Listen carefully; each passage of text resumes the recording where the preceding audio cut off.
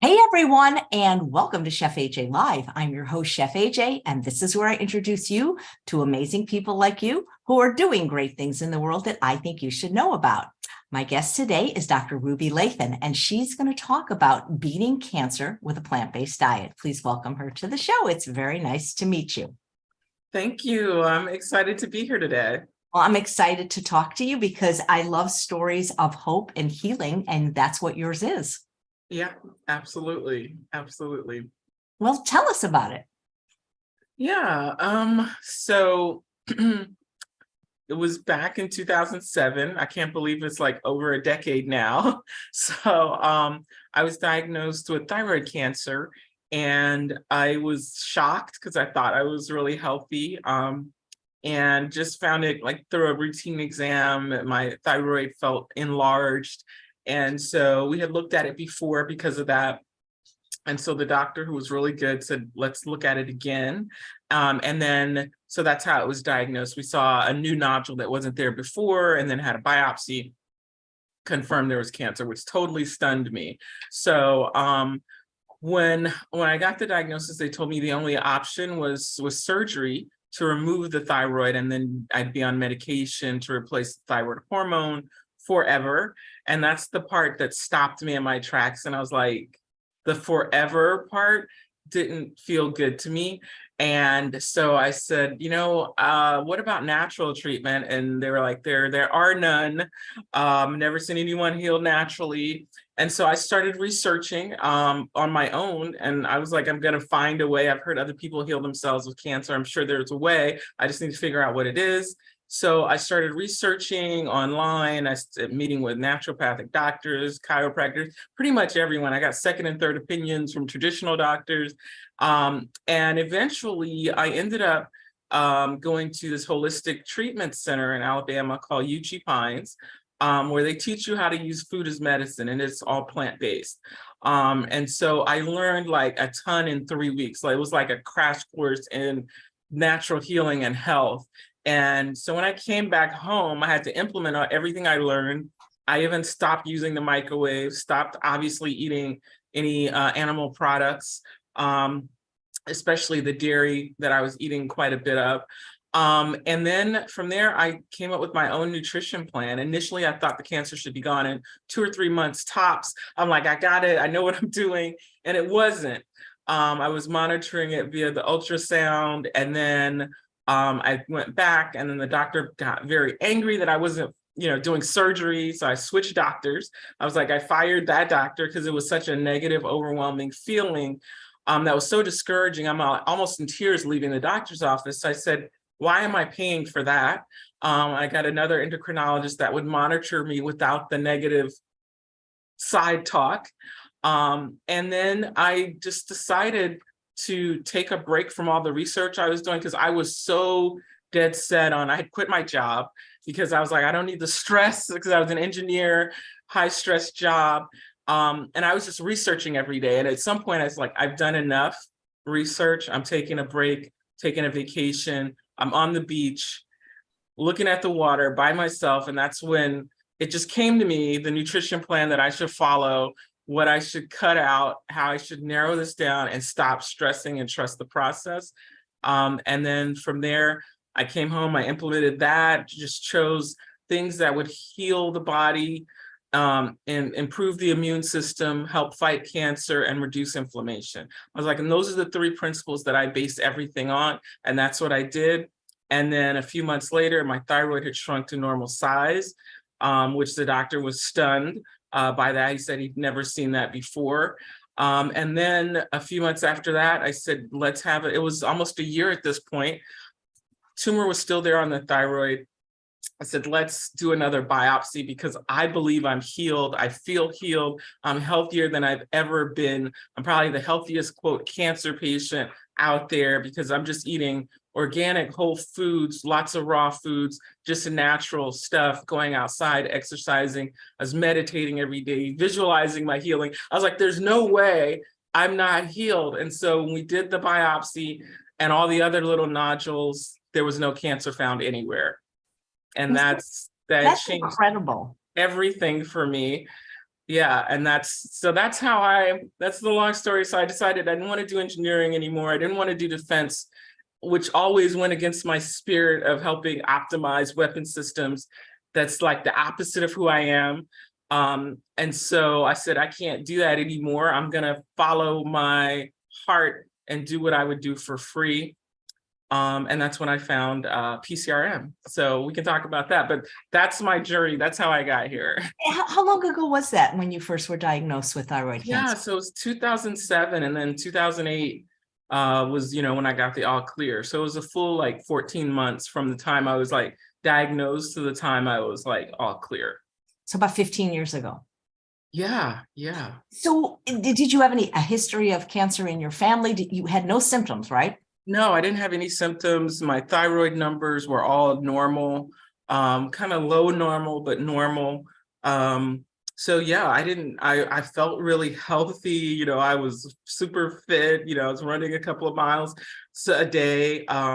So I was, like I said, it was a complete shock to me when it was diagnosed. So, and that the thyroid was enlarged. So there was a lot of, throughout that year-long process, there's a lot of work, emotional work that had to be done as part of the healing process too. Yeah. So what did they want to do to you? So they wanted to just remove the thyroid and call it a day. And then you're on a thyroid hormone like Synthroid or something like that, that tries to reproduce the thyroid hormone that your body makes. And the issue I had with that was a couple of things. I had just a very adverse reaction to being dependent on something forever. So I'm like, what if I can't get this medication? What if, all these scenarios. So I was like, I don't want to be on that. But then there's always side effects to most pharmaceutical medications. And I was like, and I don't know fully what those are, but I don't want to risk that because sometimes the side effects are worse than what we're taking it for. And unfortunately, there is a higher risk of breast cancer when you're taking Synthroid and those type of medications for a long period of time. So that's something to be aware of. It doesn't mean you're going to get it. It just raises your risk of it. And so that was it. They didn't give me other options. There was no, you don't do chemo for this type of cancer, or you don't do radiation. Sometimes they ablate the full thyroid by giving you a radiation pill, but that wasn't recommended in this case. They just wanted to take the whole thyroid. I was like, well, what about half the thyroid? Because it's only on one side. So they used to do that, but they were like, we don't do that anymore. It's follicular, so it could be everywhere. So we would just take the whole thing. So I looked at all the options, and so I probably would have done a half thyroidectomy because I know that the other half of your thyroid can produce enough for your whole body in a lot of cases, in most cases. So, but that wasn't even an option. Fortunately, I'm glad it wasn't an option because I didn't need to do any of that. I needed to get in connection with myself. I needed to learn the lessons that cancer can teach you. And I needed to change course because I really wasn't happy as an engineer. I was really grateful for the job because I was making great money. I had a great boss, but my soul wasn't happy. And it was drudgery. And I felt guilty that having such a great job was drudgery. And I also felt trapped because I have a PhD in engineering. I'm like, I went to school for 10 years. This is what I'm supposed to be doing. I have a master's in, operations research and a bachelor's in computer science. This is what I'm trained for. And to be like, I don't want to do this was like a very hard reality to face. Yeah. Did they give you any idea of what they thought caused your cancer? No, they're like, it could be environmental, it could be whatever. One of the things that was said that, excess dental x-rays can cause that because, obviously it's very close to the thyroid. And I had a lot of dental x-rays, when I first, got a job out of college and been going to the dentist, like, let's go and make sure everything's good. And so doing a lot of unnecessary x-rays. The other interesting component was I was fortunate to be able to test my body for like radioactive material at this lab near where I worked. And it did show up with something called californium, which is not common in the environment. It's only common in a few places, one of which being at the lab I worked at. And so I felt like there may have been some exposure there. So I really started a big detox once I found that out, and started like taking baths in bentonite clay, taking mushroom extracts that help protect the thyroid, and those kind of things that can help detox the body of radioactive material. Did they try to convince you not to go the alternative route? Yeah, absolutely. Absolutely. Nobody really agreed with that except the one friend of mine who was who's studying to be a naturopathic doctor. I don't think there was a single person who thought that was a good idea, especially the doctors. They greatly discouraged it every time. What Yeah. was your first thought when you were diagnosed? Were you scared? Like what was going through your mind at that moment? Yeah, it was shock, and then a little bit of fear. I cried a couple of times, and then I was with my family. I happened to be with them when I had let them know that I had this, and everybody was crying, and I'm like, wait a minute, I'm not dead, I'm not gonna die, okay, let's just like stop. I was like, and that was the moment I decided I'm not dying. Okay, doesn't matter what happens here, I know that I'm going to live.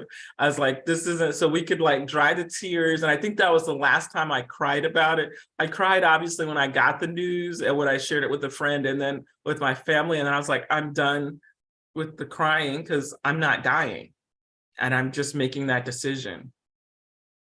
Yeah, well, I think it's an incredible. You're probably familiar with crispy cancer, right? I am, yeah. Yeah, Absolutely. I Yeah, mean, 'cause there's so many of these stories, but I don't think enough people hear them, because I think people get scared and they, the doctor is almighty, and a lot of times, especially with cancer, they don't want to give people the opportunity or the time to explore other options. right. And they definitely, I mean, the endocrinologist that I was working with went to the extent of writing my primary physician a letter saying that I wasn't following the protocol and that she needed to talk to me and tell me to do what he's telling me to do.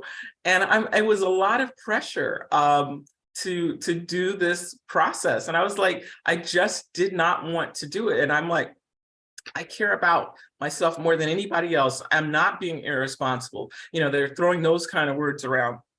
And especially if you have a family or children, they're really going to put the pressure on you to do it because you're being irresponsible towards your family or your children. I'm like, I'm doing what my instinct and my gut is telling me. And I have gone against my gut feeling before out of fear, but this time it was so loud I could not ignore it.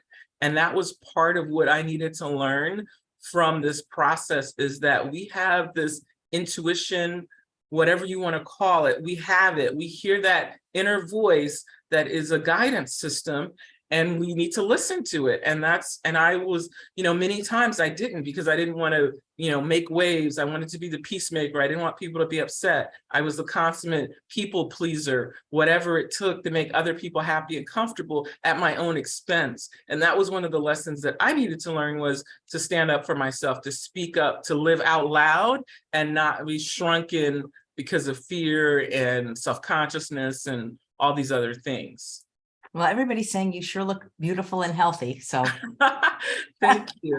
Thank you. What was your diet like before the cancer diagnosis? Yeah. So before that, I was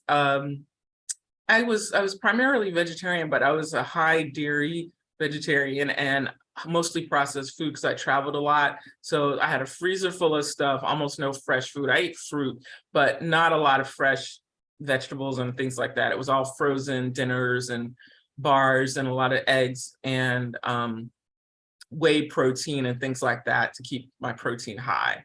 And so that's really what I focused on. So I definitely had probably at least 1 to 3 servings of dairy a day, and probably egg whites and then processed soy and other things like that. So and then fruit, that was my diet, mostly what I thought was healthy processed food.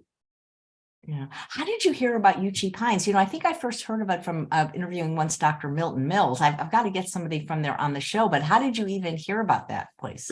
It was through the church that I'd gone to. It was affiliated with that church, and I had heard other people had gone there, so I just knew of it in passing. And so when this came up, I was like, I started looking into it, and they had an opening in like 3 weeks, and I was like, I'm going. From the time of my diagnosis, 3 weeks later, I was there, just getting immersed in all of that. Is it because I didn't have cancer, but I was diagnosed with called pre-cancer in my colon. And so I went to a place called the Optimum Health Institute. And, that was just amazing because I didn't want to have surgery because I'm not, I'm just afraid of it, basically, of anesthesia and surgery. So what was it? But what I found so inspirational is when I went there, there were so many people that were way sicker than me. It gave me so much hope because if they could reverse, like much more. Yeah. And so that the thing is so many people don't have the experience of being around other people that have reversed a disease. And I mean, that's fine. Because hey, if they want chemo and really that's their choice. I'm not trying to talk people out of it, but it's nice to know for people that don't, there are these places. So what was that experience like for you? How long were you there? And it was, I was there for 3 weeks, and it was an amazing experience because one of the things I thought this should be over in 3 months is because I saw a woman who was there that had this like open tumor in her mouth. And within the 3 weeks that I was there, it was shrinking. Okay. So visibly you could see it. And so I'm like, wow, mine is like 1.4 centimeters. And she's got this thing, size, and I can see it visibly shrinking, then I'm good. I should be done in like, 3 months. But I think I had more to learn, that it wasn't just the food. It was a life lesson for me, and a learning how to, speak up, because the thyroid, when it's enlarged, it wraps around your vocal cords. And one of the dangers is it can, kind of cut off your speech or your breathing, but basically make you hoarse is the most common thing. If it gets too large, it'll make you hoarse, and, you lose your ability to speak. And when you look at other types of medicine, like, Eastern medicine, Ayurvedic medicine, where you get sick is an indication of maybe where you need to look at what that represents in life. And for me, I know I had been silencing myself, not speaking up because I wanted to be accepted. And I was afraid of rejection or whatever. And I was afraid to make waves because people won't like me. So there was some inner work that I needed to do, and learn to speak up. And that was part of the process. That we have the physical component, which is the food and the nutrition, sunlight, all of that. But there's the spiritual component that we need to look at as well, that fits together. And so when I started doing the meditations and visualizing, I just felt so empowered. I was like, the fear went away, which I think is very important, because, everything has a vibration. The vibration of fear and sickness is kind of together. The vibration of wellness and joy is together. So you can't have both simultaneous. So you have to kind of choose, where are we going with this? Are we going to trust in the process and go all in, or are we going to waffle between fear and, uncertainty? Are you at all familiar with the work of Louise Hay or the book You Can Heal Your Life? I am familiar with her. I'm not that particular book, but I am familiar with her work. It's just that because in that book, and a lot of people don't believe this, and that's fine. I'm not trying to convince anyone of anything. She believes that all diseases have an emotional root cause, and thyroid is not getting to do what you want to do in life. And you had said that you had this great job, but you were so unhappy in your soul. Right, exactly. I didn't want to do it anymore, and I felt trapped. And I had started an engineering firm with some partners of mine from college, and that still didn't make me happy. I was like, I really just don't want to be doing this. And so to turn away from engineering after all the time spent was a big deal. I don't think I would have done it without the cancer. So when I realized I have to follow my bliss as part of my healing, then I was like, well, all bets are off. I'm doing anything I want to do. I don't care if people think I am crazy, which, I got a lot of pressure about leaving engineering. We need, more women in STEM. We need more Black women in STEM. We do, but it doesn't have to be me. I'm not going to sacrifice my life for it. I can still be a representative for that, but I need to follow, my heart and my bliss, and understanding that. And I do believe everything has an emotional root cause, because when we think about, everybody accepts that stress causes illness, right? We know it causes things like ulcers and all that, but it causes a lot of other things too. Stress is an emotion, or it's from an emotion. So when we look at that, if we can accept that stress causes disease, then we can understand that emotion can cause disease as well. So usually now, as a health coach, when I work with people, usually, especially all the cancer clients, we're like, what were you dealing with the prior 2 years before this diagnosis? There's always some traumatic unhappiness or traumatic event or some loss or something. I have yet to see a person who was like 100% happy and life was just grand, and then boom, cancer happened. There was always something. And for me, I was like trying to make my exit strategy out of engineering, and I didn't know how to do that. And the partnership I formed was unequal. I was doing too much of the work and I wasn't happy. So I was feeling stuck and silenced. And so I know that those emotions played a part in that illness. And I've seen it time and time again with the people that I work with. So you say you followed your bliss. What is your bliss, and what exactly do you do, and how do you work with people? And if they wanted to work with you, how would that look? Yeah, well, so what's interesting is I think back to high school, and when I told one of my teachers I was going into computer science in college, he was like, I'm sure you're going to be great at that. He said, but I feel that you have a heart to just help people. I don't know in what capacity, but that's what I feel like you should be doing. And so when I started to get out of engineering, I still wasn't sure what I was wanting to do, but I knew I liked speaking and I liked helping. And I started searching for jobs, and I found things that I wanted to do. And I found the job with the Physicians Committee for Responsible Medicine was really promoting a plant-based diet as a way of preventative medicine. I was like, well, I would do that for free. I do it now, anyway, because when I was healed, I had a big wellness party. And I told everybody when I was ill, because I was looking for resources. I was like, if you know anything about natural healing, send it to me. So my whole community and everyone I knew, and they also knew when I was healed. So then I was asked, how did you do it? And so then I started speaking, and I started like just informal coaching. And I was like, this is what I would do for free, because I love helping people see that they can live a better life, whether it's through nutrition or health or just a different mindset. Just seeing people come out of the fog, out of the darkness into a better new life gives me joy. Yeah. Well, Jennifer, who's watching live, wants to know, how did you know what to do in 2007? How did you know? I didn't know everything. It was a lot of trial and error. I took so many supplements. It was insane. I had to have a calendar of what to take every other hour. It was overwhelming. And that's when I was, like I said, I was meeting with all these different doctors. So I was getting information here and there. I was doing internet research, books, and then, like I said, once I started putting it all together, I'm like, I need to calm down. You don't need to take 1,000 different supplements to heal. Let's think about how the body works. What are we dealing with here? We're dealing with cancer. We're dealing with inflammation. We know that. How does the body heal those things? The immune system heals cancer. So let's empower the immune system. Let's give our body a little more help, the things that can actually attack the cancer. And then let's look at some things that can reduce the inflammation. So, and another thing is inflammation is another root cause of a lot of diseases, but the inflammation is often brought on by the emotions, usually.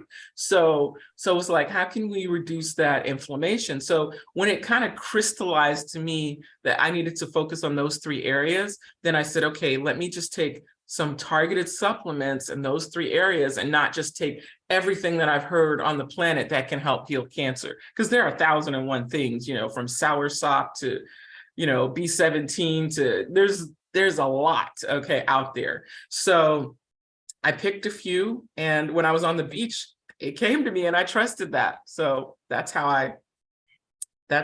I decided to move forward, and it felt right and it felt good. And I learned to trust the feeling. Feeling good is a good thing. I sometimes along the way, if things are too easy or too good, it's like, oh, something's wrong, because we have to struggle and we have to work really hard. hard work is great, but that's not how all good things come to us. We deserve a good life because we exist, period. And so that's something I had to just learn, because sometimes in certain philosophies are taught to us young that that's not how it works. You gotta have blood, sweat, and tears for everything. But I had given the blood, sweat, and tears anyway. So I just had to learn to accept that feeling good is you're on the right path. And if something feels bad, you're not on the right path. It's not that complicated. So learning to trust your gut. So when I would meditate, I would feel really good. When I would visualize the cancer leaving, I felt fantastic. I felt like I just healed myself. So I was like, I'm going to keep doing this because it feels good. And that's how I just started trusting my gut, along with all the study I had done for the prior 6 months. It just kind of all crystallized finally. That's wonderful. So Vanessa Campbell is watching live and she says, hi, Dr. Ruby. It's Hello. Vanessa. So good to see you on this show. Yes, good to hear from her. Yes, awesome. So would you say your cancer is gone? And did the doctors verify that you no longer have cancer? Yeah. When I did the biopsy, there was no cancer, and he actually changed my chart reluctantly. He's like, I have to change your chart now because you're no longer a cancer patient. There is no cancer. And I was ecstatic. I was overjoyed. So absolutely. Were they, I mean, what did they say? Spontaneous remission? I mean, did they have an explanation? Did they say they never saw this, right? Right. It was the most sad giving of good news I've ever seen in my life. As he was like going through all of these charts, because we had to go through each nodule, and he was going slow, and he was like, yeah, there's no, so I'm thinking at the end of it, he's going to say, but there's cancer here. And then it was like he was almost disappointed that there was no cancer, because then he said, well, I still think you should have surgery in case it comes back. I was like, so we're going to do a preemptive surgery on a healthy thyroid that has no cancer just in case. Oh my God. I was like, no, thank you. I will never be back in this office again. So you don't go for any kind of checkups or anything? I did initially, but then I'm like, I'm fine. I feel healed. I don't need to keep checking. I continue the lifestyle I started then. I continue to eat the kinds of food I ate then. Sometimes I'll take some of the supplements I took then. I live a healthy lifestyle, so I'm not worried about, let me check every year that this is here or not, because I didn't do a diet. I did a lifestyle change that I continue to do. Yeah, well, that's the thing. When you go looking, they find something. Right. They're looking for something. And I was like, I refuse the label. I am not even a survivor. I'm a thriver, not a cancer survivor. I flipped it and thrived because of it. And so I never really got into that mentality of certain groups and things that want to talk about cancer all the time, because I'm like, that is not my identity. That was a moment. I beat it, and I'm thankful for it. And now I'm helping other people come out of that same situation and have hope that, whatever path you take, it's you. And I don't discourage people from doing traditional treatment at all. I never tell people what to do. I'm like, I can help you whether you're doing traditional, because there are things you can do to help your body recover from the chemo and all that stuff too, and get through it easier. And so there are a lot of people who are doing natural along with their traditional. And then there are folks who want to do just the natural, or have done the traditional, it didn't work, and now are doing natural. So I'm like, there's no judgment, there's nothing. It's like, what do you want to do? I'm here to help you improve wherever you are in this process. Right. I mentioned to you, Dr. Lathon, before we logged on, that people were going to ask about your beautiful skin. Now, is that something that's always been there, or is there some special tips and tricks that you can? No, it has not always been there. In college, in high school, I had great skin. And then in college, I think stress came, and then I broke out, and I was so annoyed. I always had lots of pimples. But once I got rid of the dairy, it's like my skin cleared up too. And just, and then I didn't really have that problem anymore. And I don't do a lot to my skin. I use like Bronner's baby soap, and I use like a vitamin C serum that sometimes, I don't even use that all the time. and just a nice lotion, that face lotion that has resveratrol in it, and that's pretty much it. And then I use organic foundation. I don't use any harmful chemicals on my face or body. All my body products are natural. They don't have sulfites and phytates and all that stuff in it. So I look for natural products that are not toxifying my body. And that's pretty much it. I keep it pretty simple. There's not, I mean, sometimes I go to bed with makeup on. I barely wear makeup. It's just foundation. That's pretty much it. And so it's not a big deal. I'm like, my philosophy was, if men can have beautiful skin and we love them without almost doing anything, why do I have to do 15 different processes to look acceptable, you know? So I'm like, sometimes less is more when it comes to your skin. Yeah, because I don't really do much either. And I avoid the sun. I think that's made a big difference. But somebody's asking, what foundation do you use?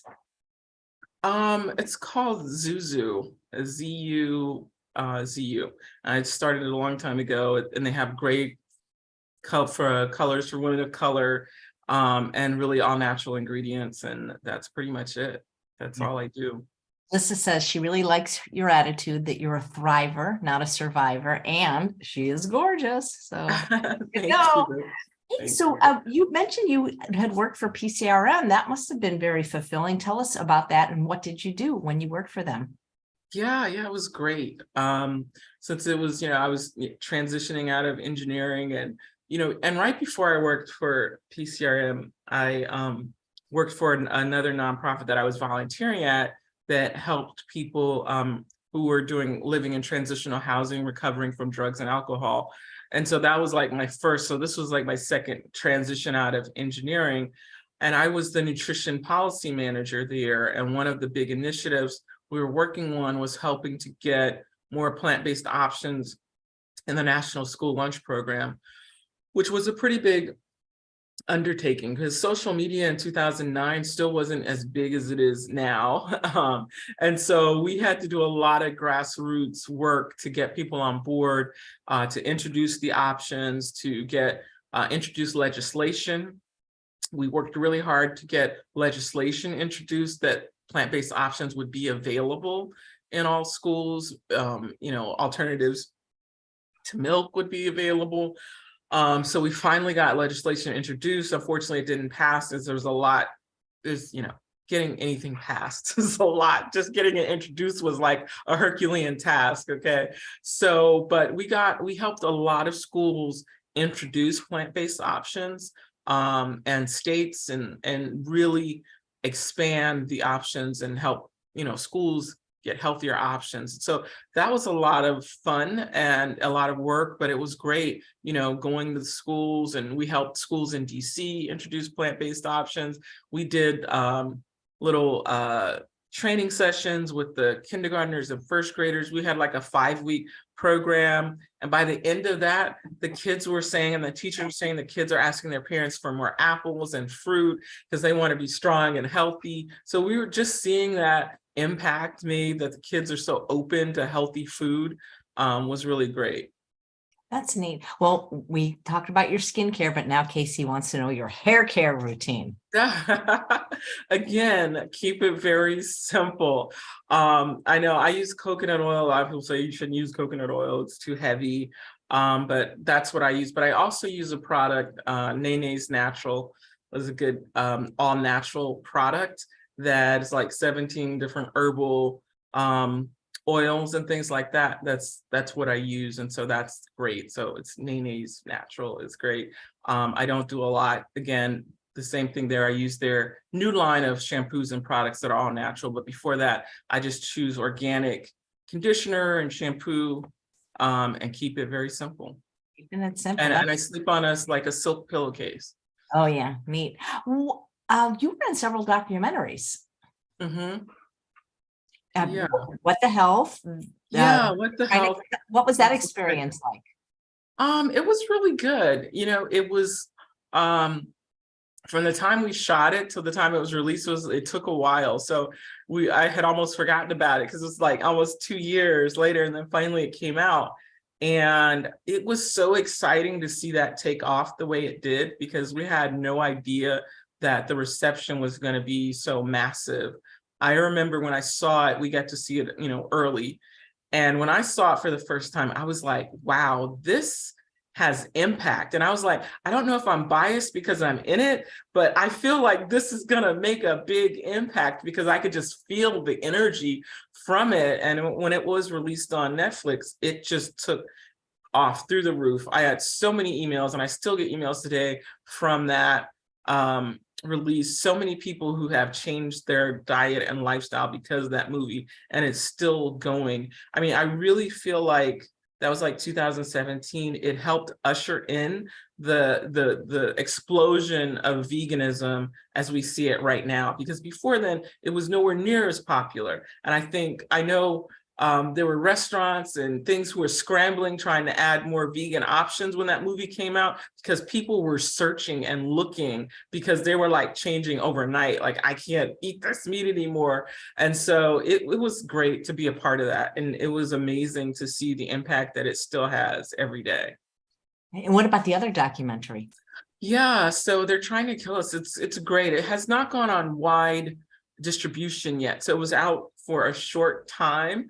And then, so that you could watch it. And then now they're working on the distribution, and that should be out sometime next year, where on a Netflix or something like that, where people can access it. So just from the short time it was out, it had great reviews, and I think it'll definitely be another hard-hitting documentary, especially for people of color, because that's where it's focused on urban environments and what's going on there, kind of uncover some of the reasons why we see what we see in the food space in a lot of communities. And so I think kind of uncovering that will help people make that transition as well. So I'm really looking forward to that widespread distribution of that one as well. I've had John on the show, and I just hope I get to see the film, because I didn't Yeah. the first time. I guess we missed it. Yeah. That would be great if it was easier for people to see. So Yeah. we talked about your skin, your hair. Now they want to know what you wash with and what you wash your clothes with. That's funny. Okay, so for detergent, I use what it's called ECOS, I guess. Yeah. That's the one I use mostly. Lavender, because I like that scent, but it's all natural. And then what was the other one? For my own personal body products. So sometimes I use the bronzers. It can be a little drying sometimes, so I go back and forth. Like with, I think, Alba. There's a few I get like at the health food store or Whole Foods or something that's very natural, and I can't remember the new one I'm just using now, but I think Alba is one of them. And then there's another one I can't remember. But yeah, so what you're really looking for is where it doesn't have any of the synthetic ingredients. And I kind of use the environmental working groups list of safe ingredients and things like that you shouldn't use. So the sulfates and all of that. Those are the things I'm avoiding. Also, I'm avoiding unnatural preservatives as well. So there's a lot of those that you want to avoid for sure. So that's what I'm looking for in the soaps and things like that. And the same thing even with the dish detergent. So I think Ecos also has a dish detergent that I use. And if I can't get that one, then the next best is probably like 7th generation.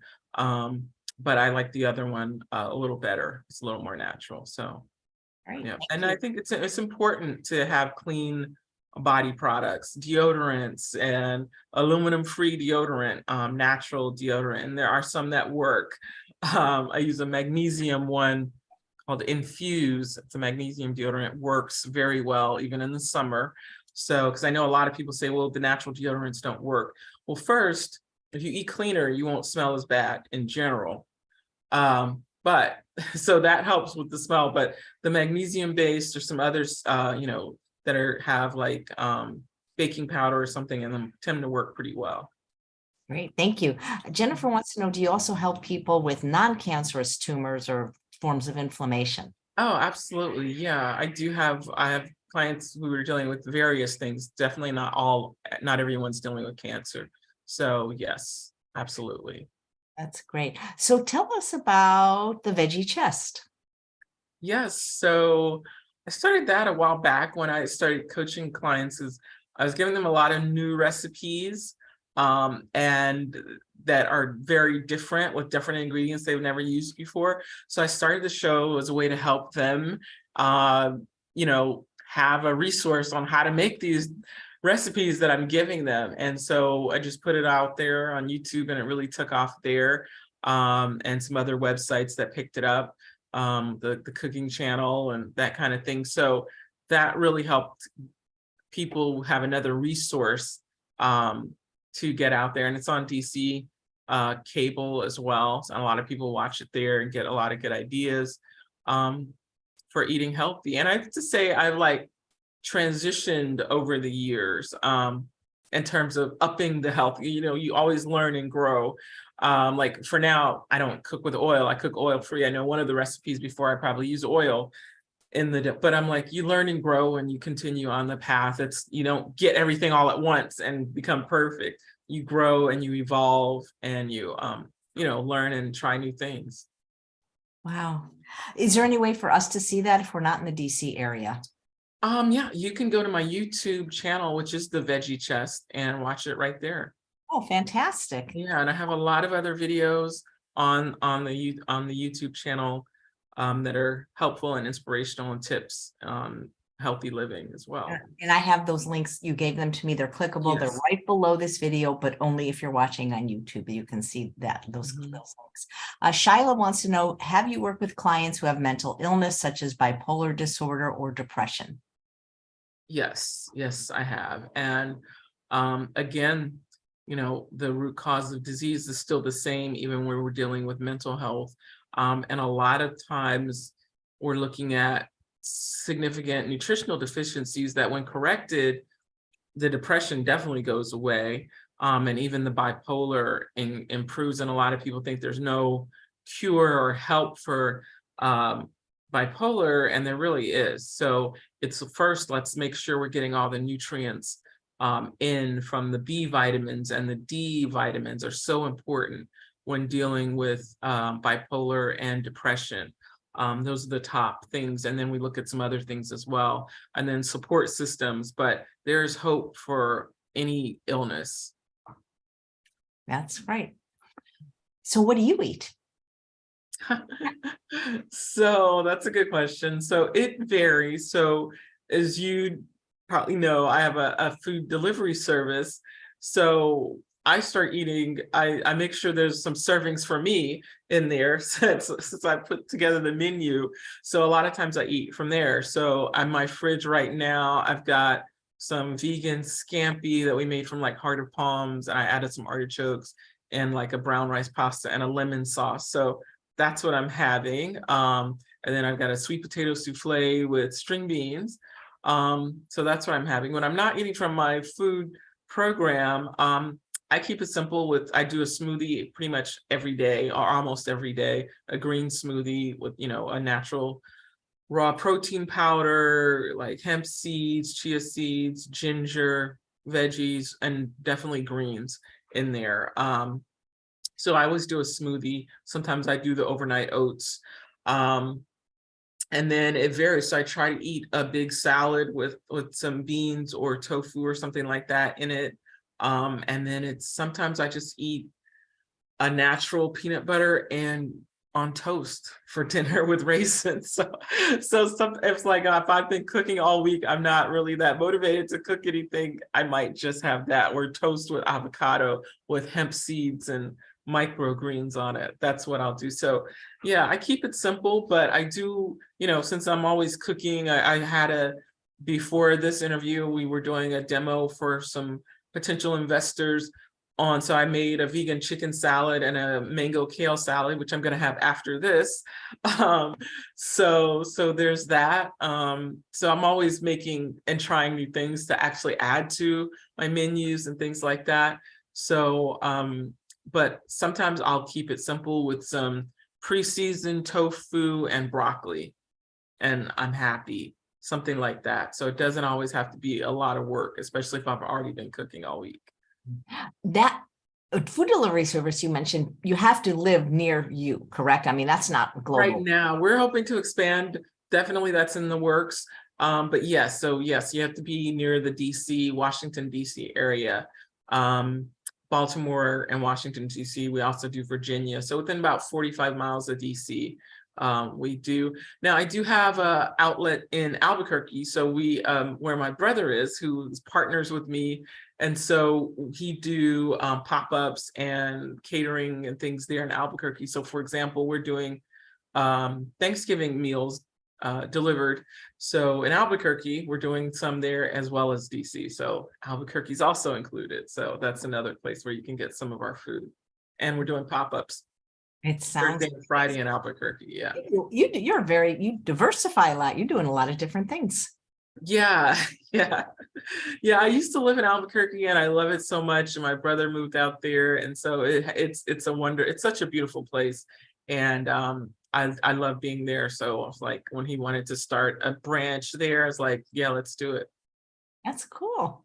Here's a question from a live viewer. If you're fighting an advanced cancer, is it important to eat raw veggies versus cooked? I think it is important to eat high raw. 100% raw would be great. But eating a high raw diet, you just get more nutrients from your food. So more bang for your buck there.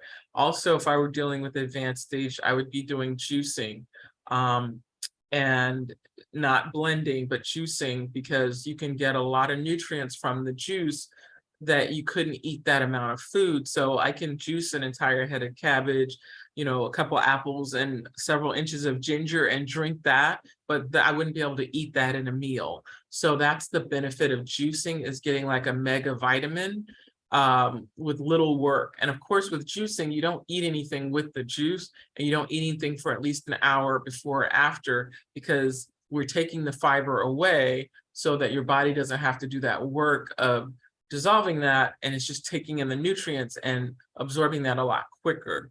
If you add the fiber back, you're just slowing the process way down, it defeats the purpose of juicing a little bit. You still get the nutrients, but you're slowing it down. So I would be juicing and also eating a high raw diet, in addition to lots of supplements.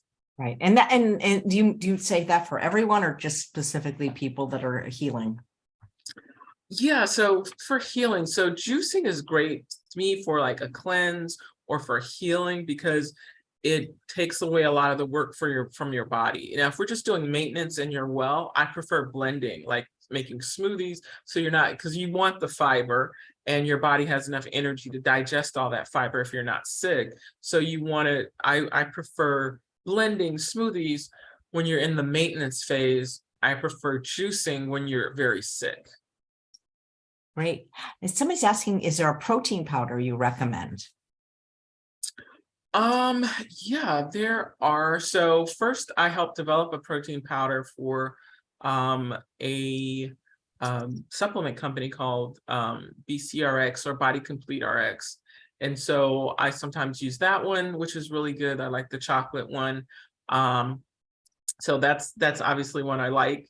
And they have a really good collagen boosting supplement that I helped put together. So I love that as well.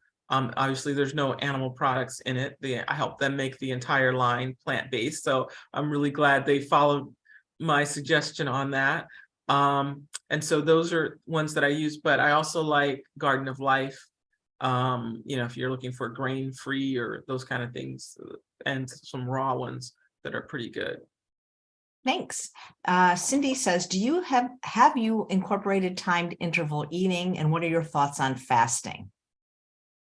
I have. So sometimes I do. So right now I'm doing mostly intermittent fasting, like a couple times a week, because I have to be honest, I picked up a few pounds during COVID.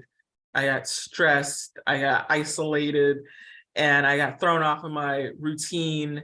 And I started the food delivery. So I got off the path. I was like, okay, now it's time to rein it back in. So I do that as to help with weight management and things like that. So Also, the longer you go without eating, your body has more time to heal during that process, because the biggest task we give our body is digesting food. So when you do intermittent fasting or fasting a day during the week or whatever, it does give your body that time to rest and focus on doing the other repair that it wouldn't get a chance to get to if we're constantly eating. Right, that makes sense. Jennifer says, what are your thoughts on spirulina, amla, and other powders? They're great. Amla's great. That's the best source of vitamin C. So that's a really great powder. Spirulina, the blue-green algae are great. I think those are awesome because you want those micronutrients that are in those supplements. So I use those pretty regularly as well. Do you have time to exercise with all the things you're doing? I do. I have to make time. So fortunately, I have right near me, there's yoga classes about 4 times a week where I live. And so I try to make most of those. And then walking, because you have to get outside, touch grass, touch the trees, ground. You really do need to hug a tree or touch a tree or get your feet in grass or on the ground. It just feels so much better. So yeah, so I'm focusing right now on kind of less the hardcore cardio that I used to do and more on the yoga and walking. Yeah, great. I love yoga. Cindy, no, not Cindy, sorry. Pat says that doctors don't recognize basal temperatures, only blood tests, but I'm certain I've had hypothyroidism for decades due to my symptoms. What do you recommend? Well, I'd probably need a little more information to before I could kind of just give some overall advice, but it is, if you feel like some things are off, then it's definitely worth looking into, so I'm hesitant to just say do this. I'd need a lot more information, but I would investigate that further, because sometimes just even if your numbers are clinically all normal, there can still be an issue. So there's some other things you can look at in addition to that, like your temperature and things like that. So I would look a little further and maybe work with either a naturopathic doctor or a good health coach as well, to kind of figure out what you'd like to do and see what other symptoms you might be having. Mona wrote in the chat, engineering's loss is the health of the future's gain. Well, thank you. I appreciate that. And the other thing is, I say you never lose education, So it's like, I might not be working in engineering, but I don't regret a moment of studying engineering, because I loved school. It was a great time. And it was good. And I still use that today to think logically and to program my own stuff. And I'm very techie, so I feel good about it. Yeah. So I don't feel like it was a loss. When people have cancer, isn't it true that it's been in the body for years growing? It's not like it just developed. And so my feeling is they can always do conventional treatment, but is there, maybe, I guess it depends on the cancer, but it always feels like there's such urgency, like once somebody's diagnosed, to do something right away. Yeah. And it usually has been there before it was diagnosed. So most times you have a little time. No, sometimes there are super aggressive things that metastasize, but a lot of times that metastasis happens because of the chemo, to be honest. A lot of people who die from cancer don't actually die from the cancer, they die from the chemo, because they're giving you as much poison, literally, that you can take to the brink of death without dying. And sometimes that calculation is off and you actually die. So you have to understand the risks that come with that. So yes, most times, if it's not a super aggressive cancer, you have the time to do something else. And even if it is aggressive, doing healthy things and eating the best food that you can and supplements is going to help whatever you're doing. Did you ever read The Emperor of All Maladies?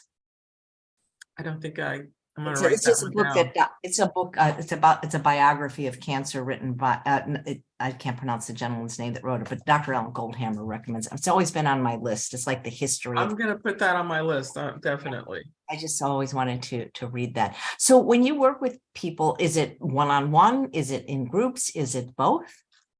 Mostly, sometimes I'll do groups when we're doing like a challenge or something like that, but mostly it's one-on-one. Yeah. Nice. So, well, I'm so glad to have met you. I don't know why I didn't know you before. Well, I am glad that we've met as well. So glad to be able to share this time with you and with your audience. It's awesome. Yeah, well, congratulations on are you going to write a book about your experience? Yes, I am. It's long overdue, but absolutely. Great. Well, then you'll come back on the show when and we'll promote it. I will definitely do that. Okay, I was going to say goodbye, but there's another question. Your thoughts on drinking matcha green tea or green tea? I think it's a great thing. I do it all the time. It definitely helps boost the immune system. It's great for helping suppress cancer. So yeah, I always say just make sure your tea is organic, because you don't want, this is a concentrated product, so you don't want to be taking in those pesticides. I'm just curious, 15 years ago when you had the diagnosis, has anybody in your circle, friends or family, changed their diet or improved their lifestyle since hearing your story? Yeah, for sure. So first, my family, most of them went vegan. So my brother's vegan because of that. My dad went vegan. My mom, my sister, and my other brother, he eats healthier. He waffles between vegan and not. So yeah, it definitely had an impact on my immediate family and friends. I'm like, if you hang around me long enough, you're gonna have enough good food that you're gonna see that it's not that hard. And so definitely some of my friends have gone vegan because of just hanging around with me. And I never force anything on anybody. I just present good food and logic and let you make your own decision. That's great. We sound like a wonderful coach. Well, thanks so much, Dr. Lathon. It was a pleasure getting to know you and hear your story. Thank you so much. And thank you for having me. I so appreciate it. My pleasure. And thanks all of you for watching another episode of Chef AJ Live. Please come back tomorrow when my guest is Amelia Lease. Take care, everyone. And don't forget at 1:30 today, I am doing a cooking webinar for Forks Over Knives. It's for Thanksgiving. And please tune in because I'm making some delicious recipes.